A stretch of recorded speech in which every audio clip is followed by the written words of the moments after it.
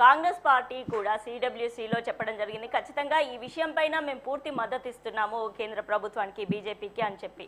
అయితే అక్కడక్కడ కాంగ్రెస్ పార్టీ నేతలు మాత్రం దీన్ని వ్యతిరేకిస్తూ నినాదాలు చేస్తున్నారు. దీన్ని ఏ విధంగా అర్థం చేసుకోవాలి అంటారు? సిద్ధరామయ్య ఈ స్టేట్మెంట్ ఇవ్వడం జరిగింది. దేశం మొత్తం ఒకే మాట మీదనే ఉన్నది. ఎవరో అల్లరి చిల్లరిగా 4 మాటలు మాట్లాడితే మాట్లాడచ్చు, కానీ పార్టీలు, అన్ని రాజకీయ పార్టీలు కూడా ఇవాళ పూర్తి మద్దతు ఇస్తున్నాయి మనకు. అంటే ఎట్టి పరిస్థితుల్లో పాకిస్తాన్ బుద్ధి చెప్పాలి. అసదుద్దీన్ ఓవైసీ కూడా పీలో స్వాధీనం చేసుకోండి అని చెప్పాడు కదా. ఇక్కడ ఇష్యూ చాలా సీరియస్. ఈ సీరియస్ మ్యాటర్ లో రాజకీయాలు మాట్లాడుకుంటే మంచిది కాదు ఏ రాజకీయ పార్టీ.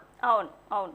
కాకపోతే ఏంటంటే కేంద్ర ప్రభుత్వానికి ఏదైనా మీకు సలహా ఇవ్వదలిస్తే ఇదిగో ఇలా చేస్తే బాగుంటుంది అని చెప్పి సలహా ఇవ్వడంలో తప్పు లేదు. అంతేగాని విమర్శలు చేయడానికి అవకాశం ఎక్కడుంది ఇక్కడ?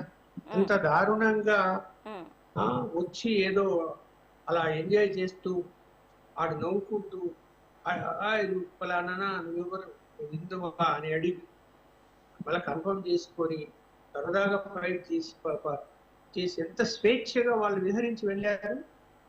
మన దేశానికి వచ్చి టెర్రరిస్టు అంత స్వేచ్ఛగా విహరించి ఆహాకారాలు చేస్తూ వాళ్ళు చంపి వెళ్ళిపోయారు అంటే ఇప్పటికి దొరకలేదు వాళ్ళు.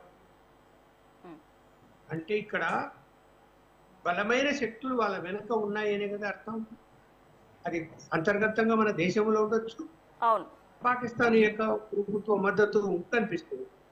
కనిపిస్తున్నప్పుడు ఏ విధంగా దానికి చర్యలు తీసుకోవడానికి ఏ రాజకీయ పార్టీ అయినా కూడా విమర్శలు ఎందుకు చేయాల్సి వస్తుంది? అవసరం ఏమిటి? లేదు. ఇక్కడ కూడా సపోర్ట్ చేస్తున్నారు. నేను వచ్చిన మేరకు ఎక్కడో ఉంటారు కొంతమంది అల్లరి వాళ్ళు, ఏదైనా ఎక్కడైనా సోషల్ మీడియాలో ఏదైనా మాట్లాడి ఉండొచ్చు ఏమో. కానీ ఈవెన్ ముస్లిం సమాజం కూడా ఇవాళ అన్ని రాష్ట్రాల్లో, అన్ని చోట్ల, ఈవెన్ కాశ్మీర్లోనే మేము వ్యతిరేకిస్తున్నాము పాకిస్తాన్ మీద వ్యతిరేకిస్తున్నామని చెప్తున్నారు. మరి మనము చిన్న చిన్న విషయాలు పట్టించుకోవు. అందరూ ఒక మాట మీద ఉన్నారా లేదా అన్నది చూడాలి. దారుణమైన విషయం కదా అది. మనం అసలు సిగ్గుతో తలంచుకోవాల్సి. ఏదో దొంగ దెబ్బ తీసి తాకిపోయారంటే అది వేరు. స్వేచ్ఛగా వచ్చి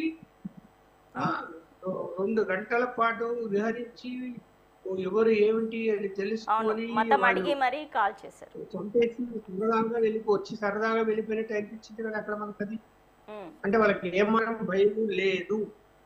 ఆ భయం లేని పరిస్థితులు ఎందుకు వచ్చాయి? ఎవరు కారకులు? ఇవాళ కాశ్మీర్లోనే కొంతమంది ఉగ్రవాదులకు సమర్థన చేశారు అనేటువంటిది కూడా ఎన్ఐఏ దర్యాప్తులో తెలుస్తున్నదని వార్తలు ఎక్కువ వస్తున్నాయి. కరెక్ట్ కాదు కదా. అక్కడ ఎవరైనా షెల్టర్ ఇవ్వకపోతే వాళ్ళ పని చేయడానికి అవకాశాలు తక్కువ. వినోద్ కుమార్ గారు ఇప్పుడు కూడా వాళ్ళ చుట్టుపక్కల ఎక్కడో దాక్కునే ఉంటారు. సార్ ఒక్క నిమిషం హోల్డ్ లో ఉండండి. వినోద్ కుమార్ గారు